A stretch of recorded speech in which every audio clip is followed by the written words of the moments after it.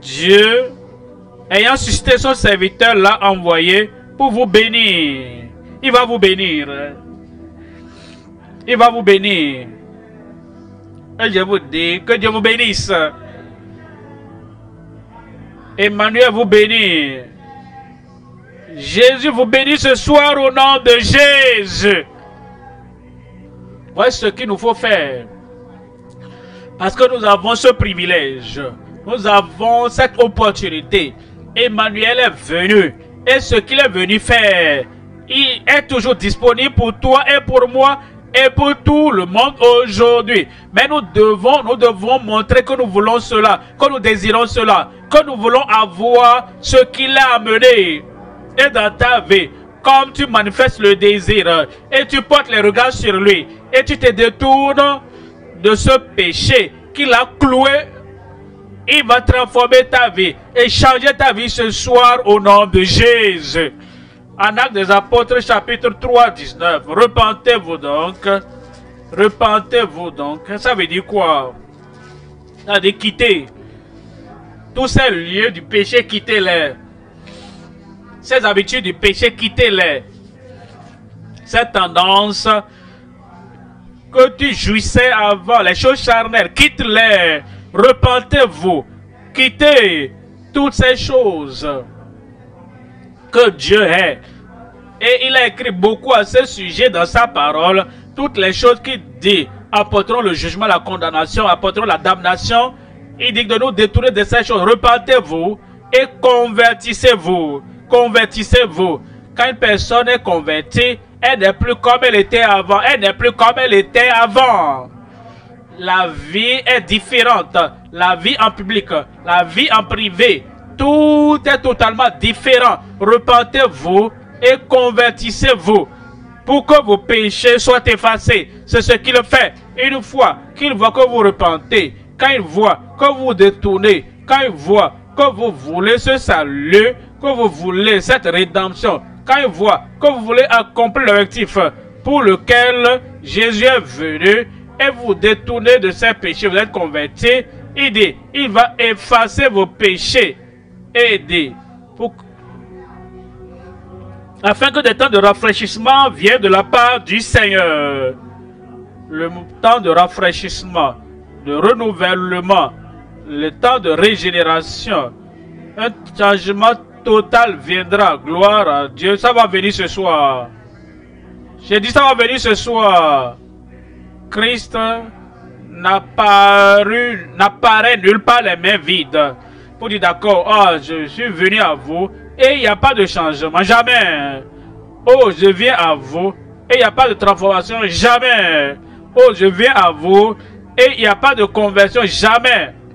Si vraiment Christ est venu, Christ vient quelque part dans une vie, il doit avoir la conversion, il doit avoir la transformation, il doit avoir une nouvelle vie. Les temps de rafraîchissement vous viendront de la part du Seigneur. Verset 26.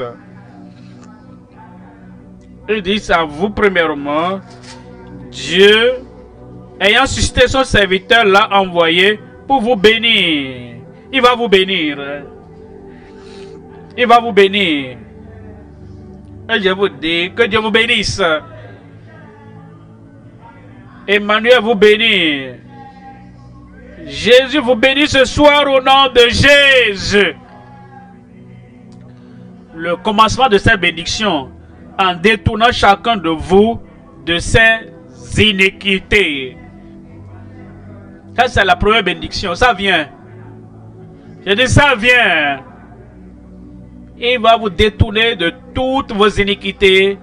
Il va vous détourner de toutes vos infirmités, toute maladie, toute oppression, toute dépression, toute souffrance, infirmité. Il va vous détourner de ces choses. Il va vous détourner de vos iniquités. Il va vous détourner de vos infirmités. Il va vous détourner de vos impossibilités. Tout ce que vous avez trouvé impossible jusqu'à ce soir, à partir de ce soir, quand Jésus entre à nouveau, et il entre à nouveau. Les impossibilités seront rendues possibles. Vous frappez aux portes et les portes ne s'ouvrent pas. Ce soir, les portes vont s'ouvrir au nom de Jésus. Parce que Christ est venu et il vous détourne de toutes vos iniquités, toutes vos infimités, toutes vos impossibilités au nom de Jésus. Est-ce que vous allez laisser le faire? Oui, Acte chapitre 15. Acte 15, verset 3. Après avoir été accompagnés par l'Église, ils poursuivirent leur route à travers la Phénicie et la Samarie, racontant la conversion des païens.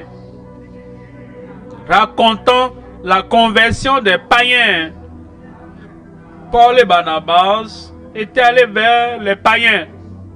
Et ils les ont parlé de Jésus qui est venu nous sauver. Ils ont laissé leurs idoles. Ils ont laissé les fétiches. Ils ont laissé les gris-gris. Ils ont laissé leurs pratiques pécheresses. Ils ont laissé leurs bouteilles d'alcool. Et ils ont abandonné leur marijuana, leurs cigarettes. Et ils ont laissé tomber ces choses que les païens normalement prennent. Et ils ont su qu'un changement est venu sur les païens. Et ça, c'est le changement que Christ veut accomplir dans chaque vie, racontant la conversion des païens, et il causait une grande joie à tous les frères. La joie dans ta vie aujourd'hui, la joie du salut, la joie de la conversion, la joie de la transformation et la joie de ta guérison, de ton miracle au nom de Jésus. Jacques 5, 19. Vous savez, parfois les gens, ils avaient connu le Seigneur avant. Ils étaient sauvés avant. Et au moment de la tentation, au moment des épreuves, au moment, le diable a utilisé les hommes et les femmes du monde pour leur présenter quelque chose. Et ils sont tombés de leur fermeté. Ils sont déchus de leur fermeté. Et ils sont tombés de leur engagement au Seigneur. Ils sont tombés de leur profession de foi. Et ils ont rétrogradé. Le Seigneur veut également accomplir la transformation et la conversion dans ta vie également. C'est pourquoi il dit en Jacques chapitre 5, verset 19. Mes frères, si un frère et une soeur, si quelqu'un parmi vous s'est égaré loin de la vérité, s'est éloigné de la vérité et allé loin de la vérité, et si quelqu'un lui ramène, le rétrograde a besoin de la conversion, le rétrograde a besoin de la transformation, le rétrograde a besoin de la grâce de Dieu dans sa vie. Frère, si quelqu'un parmi vous s'est égaré loin de la vérité et quelqu'un l'y ramène, quelqu'un qui s'est égaré, qui est rétrogradé, verset 20 dit qu'il sache que celui qui ramènera un pécheur, l'un de vous, un croyant avant, mais qui est retrouvé dans le péché rétrograde, on se réfère à lui comme un pécheur. Le pécheur, un pécheur de l'église, un pécheur mondain, un pécheur qui lit la Bible, un pécheur qui ne lit pas la Bible, un pécheur, qu'il sache que celui qui ramènera un pécheur de la voie où il s'était égaré sauvera une âme de la mort. Et si le rétrograde n'est pas restauré, si le rétrograde n'est pas converti, si le rétrograde n'est pas transformé, il fera face à la mort éternelle. Mais c'est quand tu reviens au Seigneur, tu réalises, là où tu étais, tu réalises ce que tu faisais. Et tu réalises que tu as abandonné la foi et que tu as abandonné la fermeté et la vie de justice. Maintenant tu reviens. Il sauvera une âme de la mort et il couvrira une multitude de péchés. La Bible qui aborde le thème de la transformation personnelle. Dans Romains 12 verset 2 dit « Ne vous conformez pas au siècle présent, mais soyez transformés par le renouvellement de l'intelligence, afin que vous discerniez quelle est la volonté de Dieu, ce qui est bon, agréable et parfait. » 2 Corinthiens 5 verset 17 « Si quelqu'un est en Christ, il est une nouvelle créature. Les choses anciennes sont passées, voici, toutes choses sont devenues nouvelles.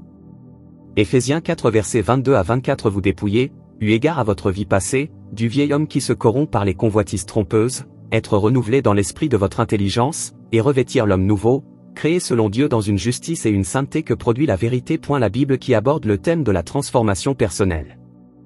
Dans Romains 12 verset 2 dit: ne vous conformez pas au siècle présent, mais soyez transformés par le renouvellement de l'intelligence, afin que vous discerniez quelle est la volonté de Dieu, ce qui est bon, agréable et parfait. 2 Corinthiens 5 verset 17. Si quelqu'un est en Christ, il est une nouvelle créature. Les choses anciennes sont passées, voici, toutes choses sont devenues nouvelles.